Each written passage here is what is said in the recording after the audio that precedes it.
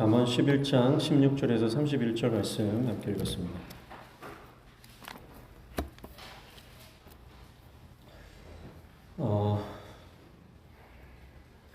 오후 예배 잘 나오셨습니다. 축복합니다. 옆에 있는 분하고 한번 인사하실까요? 사랑합니다. 축복합니다.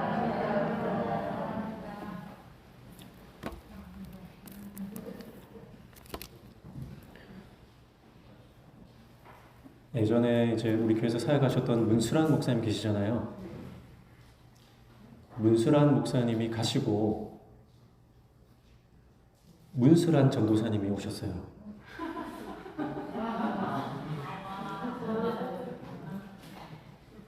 이해를 잘 못하시는 것 같은데 문수란 목사님이 가시고 김문수란 전도사님이 오셨어요.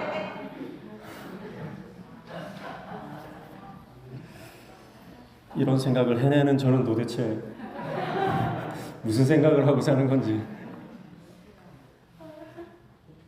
잠이 확 깨시죠? 네. 이제 이해가 되셔가지고 뭐 하시는 분도 있는 것 같고요. 근데 한번 생각해 보십시오. 이름도 비슷하고 또 우리 교회에 또 한 분은 오랫동안 계시다 가셨고 지금 또 사역하고 계시고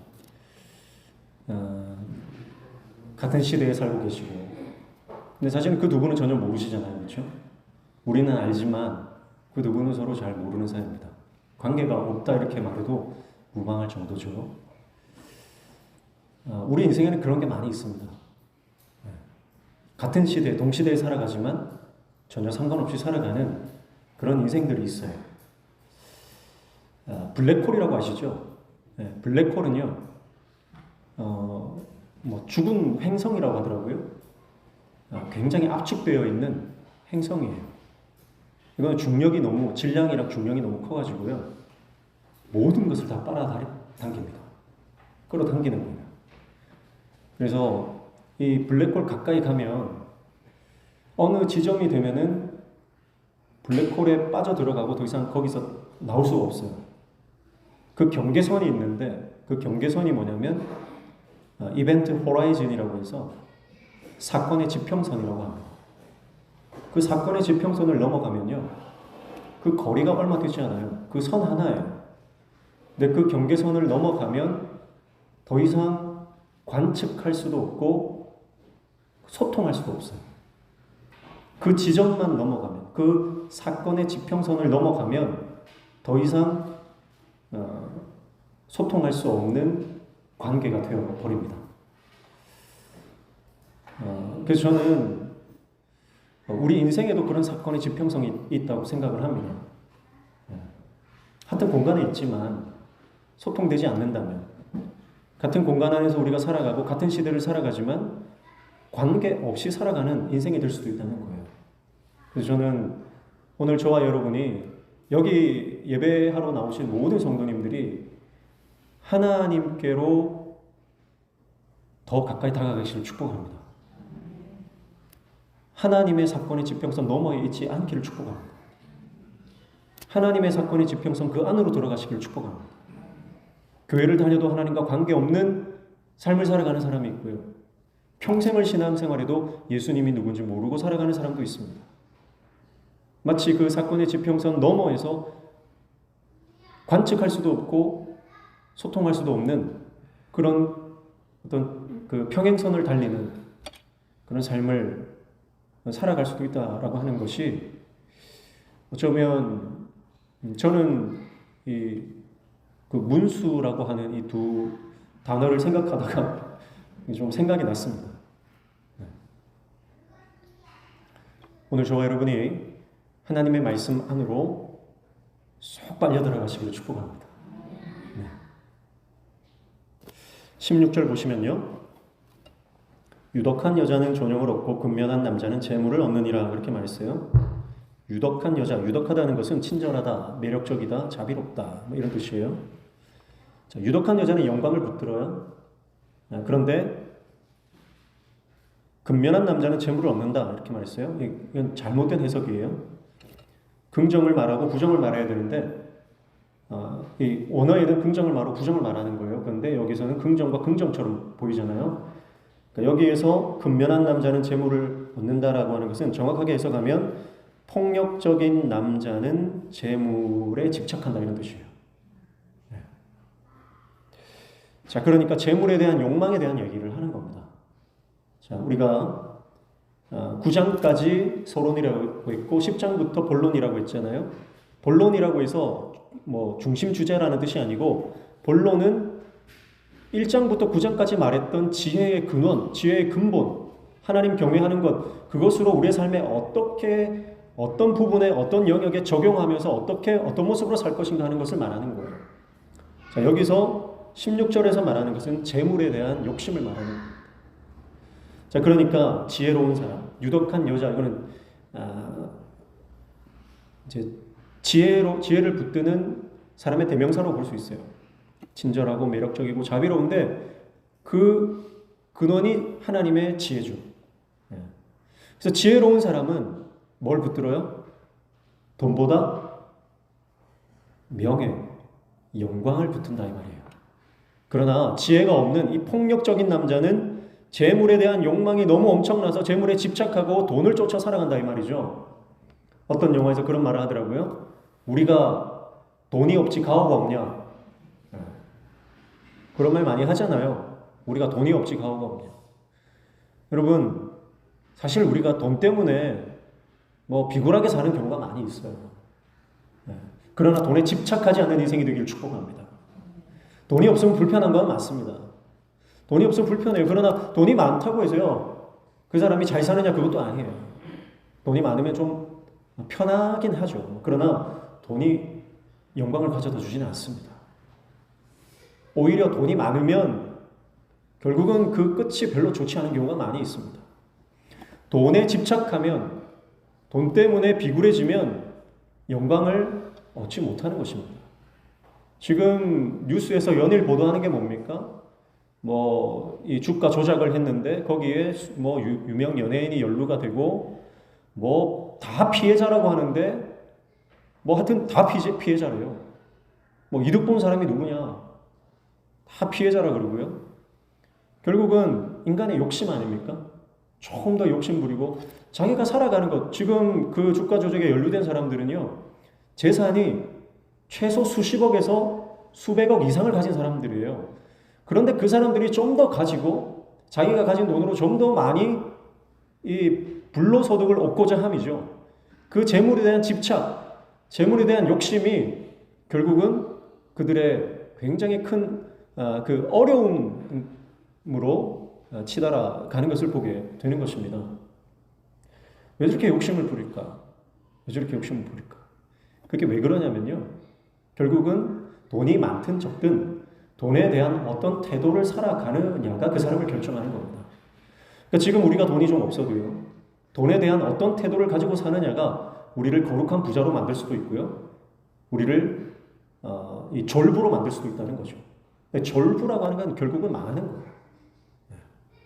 그래서 오늘 이 16절에 존용을 얻는다, 영광을 추구하는 인생이 되라, 그 말씀을 하고 있는 거예요. 하나님의 영광을 위해서 살아가는 하나님의 거룩한 종 되시기를 축복합니다. 그래서 돈에 너무 집착하지 마시고요. 그래서 돈을 빌린 사람은요, 두 발 뻗고 잘 수 있어도 빌려준 사람은 두 발 뻗고 못 죠. 그러니까 돈이 있는 사람은 자기한테 돈이 있으니까 배째라 할 수 있거든요. 그러니까 지금 내가 좀 못 먹더라도, 지금 내가 좀 조금 구차하게 산다 할지라도요, 다른 사람에게 사랑의 빛 외에는 지지 마십시오. 그래서 돈을 추구하지 말고, 돈에 집착하지 말고 하나님의 영광을 추구할 때 지금 내가 조금 어려워도, 지금 내가 좀 빈궁하게 살아도 하나님의 영광이 되느냐 안 되느냐 그거를 따주셔야 돼요.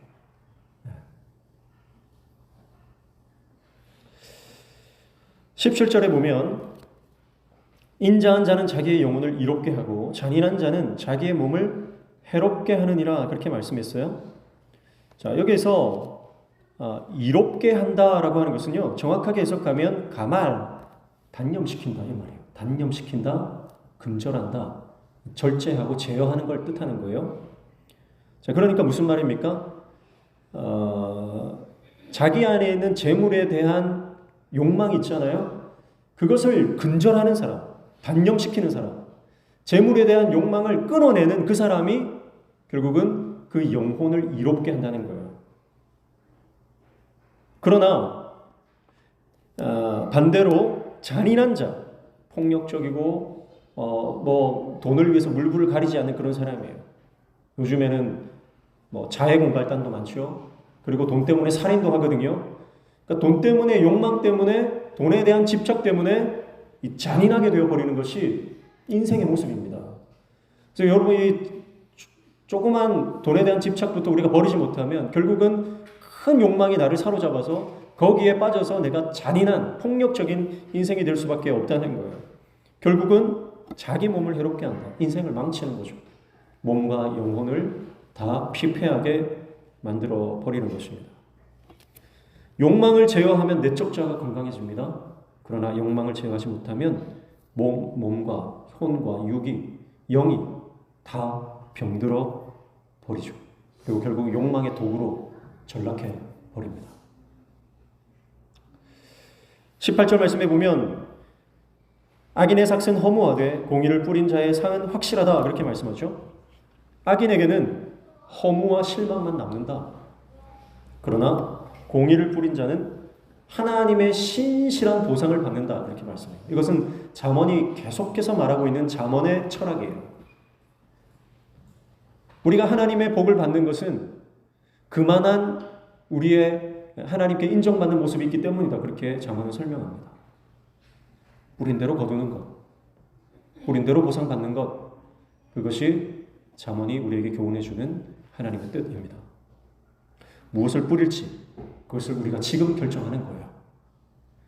악한 마음으로 악을 뿌릴지 하나님을 사랑하고 하나님을 경외하는 마음으로 우리가 선을, 의로움을 뿌릴지 무엇을 뿌리느냐에 따라서 결국은 그것을 내가 거두고 내가 먹게 됩니다. 지금 공의를 뿌리십시오. 지금 사랑을 뿌리십시오. 지금 나누고 베풀고 용서하십시오. 그러면 결국 내가 그 열매를 먹게 됩니다. 옆에 있는 사람을 축복하는 것은 그 축복은 결국 나에게 돌아옵니다. 내가 다른 사람에게 베풀고 나누고 내가 다른 사람에게 많은 선행을 나누어준 그 베푼 모든 것들은요 결국은 나에게 그리고 내 자녀들에게 돌아옵니다. 이것이 잠언이 말하는 뿌린 대로 거두는 법칙입니다. 지금 많이 뿌리십시오. 힘이 있을 때 많이 뿌리십시오. 재정이 있을 때 뿌리십시오. 건강할 때 뿌리십시오. 지금 뿌려야 나중에 그것이 나에게 돌아옵니다. 아니 어쩌면 이 땅에서 내가 받지 못한다 할지라도 내 자녀들이 반드시 그 열매를 먹습니다. 그리고 우리는 하나님 나라에서 그 뿌린 공의의 보상을 천국의 상급으로 받게 될 것입니다. 그래서 하나님은 복을 주시되 천대까지 주시는 분이라고 했죠. 천대는 우리가 계산할 수 없는 시간입니다. 영원입니다. 하나님의 복은 하나님의 말씀을 지키고 계명을 준행하는 자에게는 영원토록 보장되어지는 상급이고 그렇지 못하면 하나님의 재앙은 3대까지, 3, 4대까지 이른다. 이렇게 말씀을 드렸죠. 19절 보시면 악인의 삭은 허무하되 19절 공의를 굳게 지키는 자는 생명에 이르고 악을 따르는 자는 사망에 이르느니라 그렇게 말씀하죠. 자, 의는 어디를 향해 가요? 생명을 향해 가고요. 악은 어디를 향해 갑니까? 죽음을 향해 갑니다. 예, 명확합니다. 그 결과가 뚜렷하다. 너무나 그 결과가 선명하게 제시되고 있습니다. 이것을 바라볼 수 있어야 됩니다. 성경이 말하는 명확하고 선명하고 정확한 그 비전을 바라보시기를 축복합니다. 영안이 열려야 됩니다. 너무나 명확한데도요. 우리의 영안이 닫혀 있으면 생명길이 어딘지 죽음의 길이 어딘지 보이지 않아요. 모태신앙이라고 보이는 게 아닙니다. 영안이 열려야 보입니다. 그래서 참된 판단력, 참된 분별력은요. 하나님 안에만 있습니다. 그래서 하나님께 묻고 항상 내 이 마음 안에요. 제사장이 놓고 다니는 우림과 두림을 놓고 다니십시오. 이건 하나님께 묻는 자세예요. 항상 내 안에 두 개의 돌이 있다 생각하시고요. 결정해야 될 때 그 두 돌을 만지십시오. 기도한다는 거예요. 항상 이 두 손을 집어넣잖아요. 손을 모으게 되는 거예요. 기도한다는 뜻이에요. 여러분, 어떤 결정이든 하나님 앞에 두 손 모을 때 실패가 없는 줄로 믿습니다. 근데 감정적으로 반응하면 반드시 실패해요. 오늘 아침에 본문에서 봤지만 민수기 20장에 모세가 무리바에서 40년 전에 무리바에서 이스라엘 백성들이 막 원망했어요. 물이 없다고. 그때 모세가 지팡이로 바위를 쳤죠. 그러자 물이 쏟아져 나왔습니다. 그럼 하나님 명령대로 한 거예요. 근데 40년이 지나고 나서 다시 무리바에서 백성들이 또 원망합니다. 물이 없다고 죽겠다고. 그러자 하나님께 엎드려 기도할 때 하나님께서 바위를 향해 명령해라 하셨어요. 그런데 모세는 너무 감정이 지금 왠지는 모르겠지만 감정이 너무 많이 상해 있어요. 40년 동안 좀 지쳐 있었을까요? 아니면 직전에 미리암이 죽었기 때문에 미리암의 죽음 가운데서 모세가 많이 감정적으로 흔들렸을까요? 아니면 가나안 땅에 들어가지 못한다는 그 말 때문에 모세가 흔들렸을까요? 어쨌든 모세가 감정적으로 지금 많이 분노를 하고 지금 무너져 있는 상태예요. 그래서 하나님의 명령에 감정적으로 대처하다 보니까 하던 대로 해요. 하던 대로. 하나님이 분명히 명령하라고 했는데 명령을 하지 않고 예전에 한번 한 게 있으니까 했던 대로 지팡이를 바위에다 쳐버리는 겁니다. 여러분, 우리가 하나님의 말씀에 집중하지 않으면 습관대로 합니다. 하나님 말씀에 집중하지 않으면 내가 예전에 하던 대로 내 일들을 진행해 나가는 거예요. 그게 우리 인간의 연약함입니다. 사랑하는 성도 여러분, 하나님 앞에서 말씀 붙잡고 생명길이 보여주시는 그 비전을 바라보고 선택해 나아가기를 축복합니다. 사소한 것부터 기도하는 훈련이 필요합니다. 짜장면 먹을까요? 짬뽕 먹을까요? 부터 여러분 기도하십시오. 하나님, 오늘 짜장면입니까? 짬뽕입니까? 오른쪽 주머니에 바둑알 흰 돌 하나 넣으시고 왼쪽 주머니에 바둑알 검은 돌 하나 넣으시고. 이거는 제가 웃자고 하는 말입니다.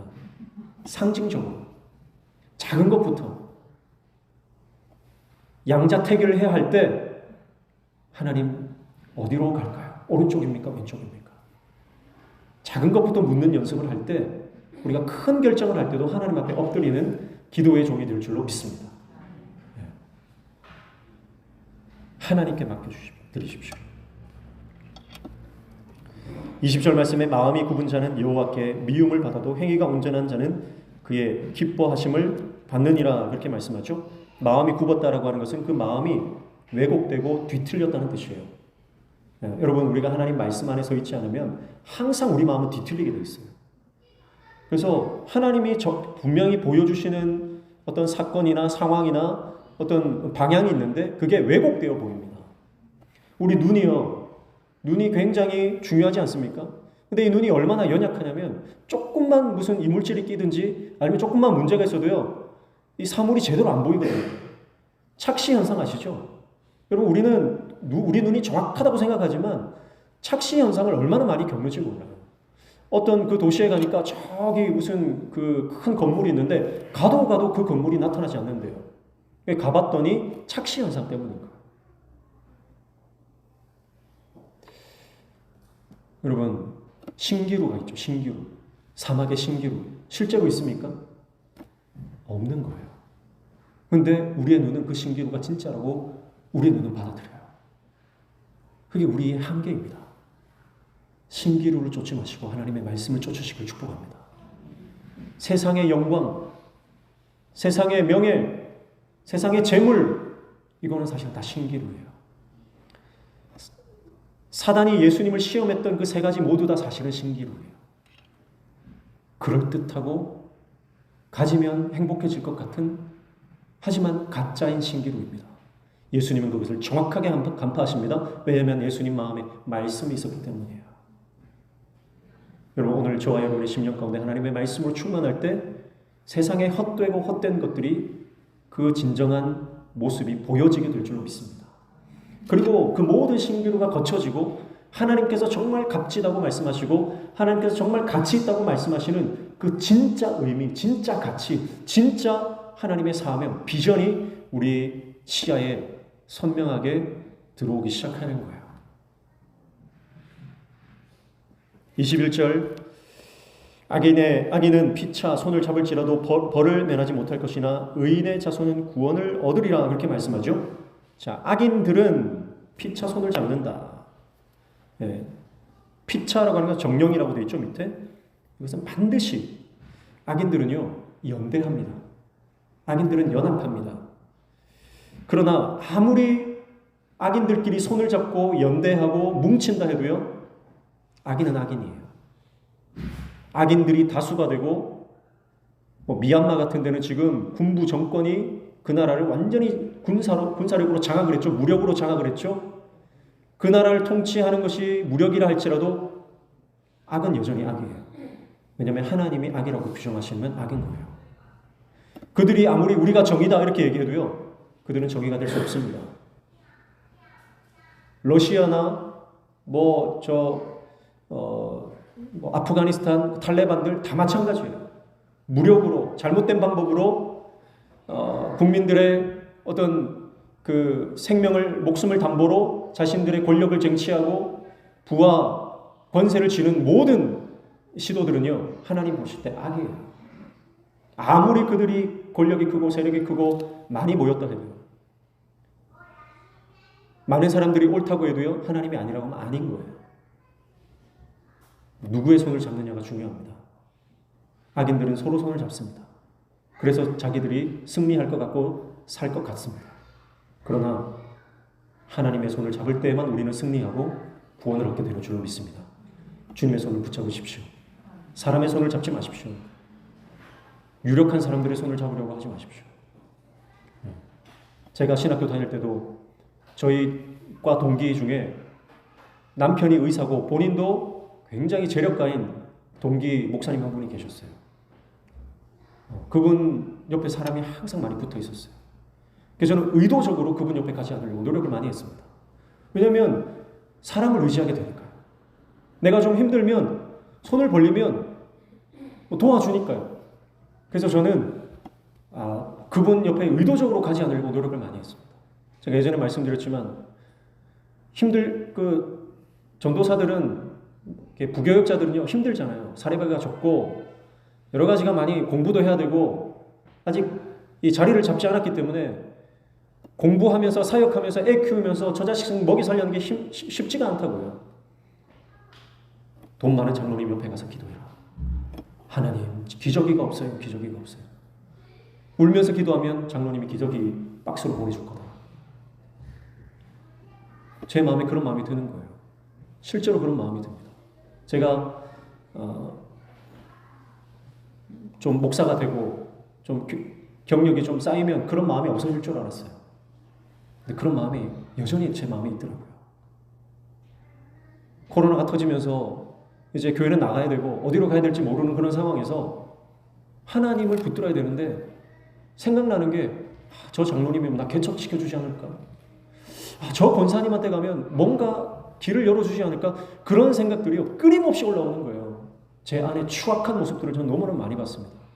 그래서 울면서 6개월을 제가 문현동 살 때 문현동에서 부산역까지요 거의 매일 저녁마다 퇴근하면 문현동에서 부산역까지 달려서 왔다 갔다 했어요. 주체할 수 없는 거예요. 제 안에 모든 인간적인 생각들 주체할 수가 없는 거예요. 그래서 기도가 안 돼서 달렸어요. 기도하면서 달렸어요. 달리면서 기도하고. 근데 지금도 그래요. 지금도 여전히 제 안에 추악한 것들이 너무나 많습니다. 사람을 의지하고 싶고 유력한 자를 붙들고 싶고 그런 마음들. 근데 오늘 하나님 분명히 말씀하십니다. 악인들의 손을 잡지 말고 하나님의 손을 잡으라. 주님 손 붙잡으면 지금은 좀 힘들어도 우리는 반드시 아버지의 나라에 입성하게 될 줄 믿습니다. 그 나라를 꿈꾸며 그 나라를 바라보며 지금의 고난의 시간들을 눈물 뿌리더라도 우리가 인내하며 말씀 붙들어야 할 줄로 믿습니다. 22절 말씀에 보면 아름다운 여인이 삼가지 아니하는 것은 마치 돼지코의 금고리 같으니라. 아름다운 건 좋은 겁니다. 예. 우리 교회는 아름다운 여성분들이 많아서 제가 참 좋습니다. 예. 안구 정화가 되죠. 예. 그런데 아름다운 것, 아무리 아름다워도요, 분별력이 없으면, 절제하지 못하면 그 아름다움은 돼지코의 금고리 같은 거예요. 외모의 아름다움보다 더 중요한 것은 우리 내면의 아름다움입니다. 소망이 되시죠? 네, 소망이 안 되시는 것 같아요. 23절 의인의 소원은 오직 선하나 악인의 소망은 진노를 이루느니라 그렇게 말씀합니다. 악인들의 선하지 않은 소망은 분노라는 결과로 끝납니다. 이렇게 말씀합니다. 그래서 악인들은 끊임없이 분노합니다. 네. 일이 잘 돼도 분노하고요. 일이 안 돼도 분노하고요. 항상 분노해요. 항상 화가 차 있어요. 헐크, 우리 교회도 헐크가 2분 계세요. 항상 분노로 차 있어요. 24절 흩어 구제하여도 더욱 구하게 되는 일이 있나니 과도히 아껴도 가난하게 될 뿐이라 이렇게 말씀합니다. 여러분도 굉장히 잘 아는 그런 구절이죠. 그리고 우리가 사랑하는 구절이고요. 굉장히 우리에게 큰 인사이트, 도전을, 통찰력을 주는 그런 구절입니다. 그런데 오늘 이 본문에 구제라고 하는 단어가 등장하는데요. 25절에도 보면 구제를 좋아하는 자는 이렇게 말하는데 구제라고 하는 단어는 등장하지 않습니다. 원문에는요. 문자적으로는 이렇게 해석하면 돼요. 흩어버리지만 계속 증가되는 사람이 있고 올바름을 유보하는 사람은 궁핍이 있다. 이런 뜻이에요. 자, 그러니까 다시 말씀드리면 흩어버리지만 계속 증가되는 사람이 있다. 그러니까 흩어버리는 게 뭘까? 의역을 하다 보니까 구제구나. 나누어주고 베푸는 거구나. 그 구제라고 하는 거예요. 그러니까 구제라는 단어를 써도 상관없는 거죠. 자, 흩어버려도 계속 부하게 되는, 증가되는 사람이 있다는 겁니다. 무슨 말이냐면 이게 하나님의 영적 원리인데 여러분 우리가 가지고 있는 것을 나누고 베풀면 반드시 돌아온다는 것이고 돌아올 뿐만 아니라 더 많이 베풀 수 있도록 하나님 더 채워주신다는 뜻이에요. 이게 영적 원리고 하나님의 부의 원리입니다. 그런데 반대로요. 과도히 아껴도 가난하게 된다. 이 과도히 아끼다는 건 방금 말씀드렸지만 올바름을 유보한다는 뜻이에요. 과도히 아낀다는 문자적인 뜻은 올바름을 유보한다는 뜻이에요. 그 결과가 뭐예요? 궁핍이다 이 뜻이에요. 올바름이 뭘까요? 앞에서 말한 거예요. 흩는 거예요. 나누는 거, 베푸는 거 이게 올바름이에요. 이게 의예요. 그런데 유보한다는 거예요. 아낀다는 거, 유보한다는 거예요. 나중에 도와야지. 내가 좀 더 성공하면 그때 베풀어야지. 그걸 유보하는 거라 그러잖아요. 지금 말고 나중에. 그러니까 나는 그게 올바르지 않다고 생각을 못해요. 왜냐하면 나중에 할 거니까. 내가 언젠가는 도울 거니까. 지금 저 힘든 사람들 내가 지금은 아니지만 언젠간 도울 거예요. 그거 하나님 앞에서 의가 아니라는 거예요. 지금 10원짜리 하나라도 돕는 게 그게 의예요. 콩 한 쪽이라도 나누는 거 그게 의예요. 그게 하나님 기뻐하시는 의예요. 내가 지금 월급 100만 원인데 내가 200만 원 되면 그때부터 성경해야지. 그거 하나님 볼 때 올바르지 않다는 거예요. 여러분 이 말씀 굉장히 중요한 말씀입니다. 우리 교회도 마찬가지입니다. 우리 교회가 재정이 지금 2억 조금 넘습니다. 우리 교회 재정이 한 4억 되면 그때 교육부서도 풍성하게 돕고 재정 지원 빵빵하게 하고 선교도 더 많이 하고 그렇게 하면 하나님 볼 때 결과가 뭐라고요? 재정이 더 쪼그라든다. 그 말이에요. 지금 우리는 제가 볼 때는 우리 교회가 최선을 다해서 잘하고 있습니다. 우리 장로님들이 그리고 우리 재직회원들이 정말 어떻게 하면 조금이라도 더 선한 일에 쓸 것인가 고민하십니다. 너무 잘하고 있어요. 하나님께서 더 풍성히 채워주실 줄로 믿습니다. 우리 가정에도 마찬가지예요. 유보하지 마십시오. 미루지 마십시오. 지금 해야 될 선한 일이 보이면 그때 하는 거예요. 액수가 중요한 거 아닙니다. 규모가 중요한 거 아닙니다. 작은 거예요. 1,000원짜리 한 장이라도 하나님의 나라를 위해서 쓸 때 하나님은 더 큰 것을 섬길 수 있도록 부어주시는 거예요. 25절, 구제를 좋아하는 자는 풍족해질 것이요 남을 윤택하게 하는 자는 자기도 윤택하여지리라. 똑같은 말씀이죠. 여기서 윤택하게 한다라고 하는 것은요, 누군가를 채워주는데 완전히 채워주는 걸 말해요. 그러니까 이거는 물질적인 것만을 말하는 게 아니에요. 그의 정서, 그의 어떤 그 육체적인 것, 필요한 모든 물질적인 것, 정서적인 것, 감정적인 것, 영적인 것, 모든 것을 포함합니다. 완전히 채워주는 삶. 그 사람은 하나님께서 채워주신다.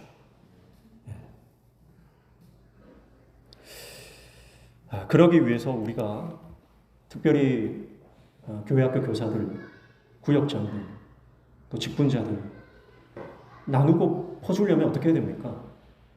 내 안에 말씀으로 채워야 됩니다. 성령으로 충만해야 됩니다. 그러지 않으면 내 안에 지금 말씀이 없는데 어떻게 퍼주겠습니까? 남을 윤택하게 하는 것 중에 가장 중요한 것은 바로 그를 영적으로 윤택하게 해주는 거예요. 그래서 내 안에 말씀이 있으면 정말 주머니를 다 털었는데도요, 100원짜리 한 장 하나 안 나온다고 할 수도 있거든요. 그런 경우에는 그를 위해서 축복하고 기도해 주는 거예요. 사실 뭐 우리 교회에도 뭐 노숙자들도 찾아오고 여러 찾아오지만 제가 그분들을 뭐 다 도울 수는 없거든요. 그러나 그분을 위해서 기도해 줄 수는 있잖아요. 그분을 위해서 축복해 줄 수는 있잖아요. 내 안에 말씀이 있으면, 내가 성령으로 충만하면 보이는 거예요. 그의 부족함이 뭔지, 지금 그가 진짜 필요한 게 뭔지. 사실 뭐 10,000원만 달래서 10,000원 주면 술 사 먹을 게 사실 뻔한 거예요. 정말 그 영혼 가운데 지금 필요한 게 뭔지, 그것을 간파할 수 있는, 통찰력으로 꿰뚫어 볼 수 있는 그런 하나님의 종 되시기를 축복합니다. 26절, 곡식을 내놓지 아니하는 자는 백성에게 저주를 받을 것이나 하는 자는 그의 머리에 복이 임하리라. 그렇게 말씀하죠. 곡식을 내놓지 않는다는 것은 매적매석하는 걸 말해요. 더 많은 이윤을 남기고 내가 더 독식해서 더 많이 내가 얻어내려고 하는 그런 완악한 마음, 그런 마음이죠. 하나님은 그에게 저주를 내리신다는 것. 그러나 파는 자, 자기가 가지고 있는 것을 필요한 자들에게 내어주는 삶이죠. 그들에게는 복이 임한다 라고 하는 것이고요. 27절, 선을 간절히 구하는 자는 은총을 얻으려니와 악을 더듬어 찾는 자에게는 악이 임하리라. 그렇게 말씀하죠. 자, 더듬어 찾는다, 구한다, 이거는 추구하는 걸 말해요. 우리의 추구가 뭐냐? 선이냐 악이냐? 영적인 것이냐 땅의 것이냐? 육적인 것이냐? 여러분, 오늘 우리가 추구하는 것이 영적인 추구가 되시기를 축복합니다. 말씀을 추구하고 기도를 추구하고 선을 추구하고 하나님께서 원하시는 것을, 의로운 것을 추구하는 하나님의 종 되시기를 축복합니다. 이 땅에 그 육적인 것을 찾으려고 너무 혈안이 되어서 거기에 목매지 마십시오. 사람 만나는 것, 돈 버는 것, 뭐 내 명예를 올리고 내 이름을 드러내고 그것에 너무 집착하지 마십시오. 우리가 추구하는 것은 하나님 나라의 것이 되어야 됩니다. 28절에 자기의 재물을 의지하는 자는 패망하려니와 의인은 푸른 잎사귀 같아서 번성하리라. 그렇게 말씀하죠. 재물을 의지한다라고 하는 것은 재물을 너무 의지하는 걸 말합니다. 과도하게 의지하는 것을 말해요. 그는 결국 패망하죠. 왜냐하면 재물이 하나님이니까. 재물을 의지하는 것은 재물을 하나님처럼 섬기는 겁니다. 여러분, 우리의 하나님은 오직 한 분이십니다. 그런데 우리는 그 하나님의 자리에 재물이나 건강이나 자녀나 남편이나 세상의 것들을 놓고 그것을 하나님처럼 섬기는 경우가 많이 있습니다. 그러나 의인은 하나님을 오직 의지하고 하나님 말씀대로 사는 사람이죠. 푸른 잎사귀 같아서 번성한다. 그렇게 말씀하죠. 그래서 여기서 재물을 의지하는 것은 지금 있는 재물에 만족하지 못하는 상태를 말해요. 그래서 잠언에서는 부의 과잉을 경계합니다. 부의 과잉을 경계합니다. 왜냐하면 부가 너무 많으면, 너무 지나치면 그 재물 때문에 넘어지는 게 뻔하거든요. 그래서 계속 나눠주라는 거예요. 나눠주라. 그래서 어떤 개념을 가지게 되냐면 나는 통로다. 나는 플랫폼이다. 창고라고 하는 개념을 버리셔야 됩니다. 창고가 아니고요. 플랫폼이에요. 거쳐가는 곳이에요. 그래서 하나님이 나에게 부어주시면 나를 통해서 누군가에게 꼭 필요한 자에게로 흘러가고 하나님 나라를 위해서 쓰임 받는다, 그런 개념으로 우리가 부를 의지하지 않습니다. 29절, 자기 집을 해롭게 하는 자의 소득은 바람이라 미련한 자는 마음이 지혜로운 자의 종이 되리라, 그렇게 말씀했죠.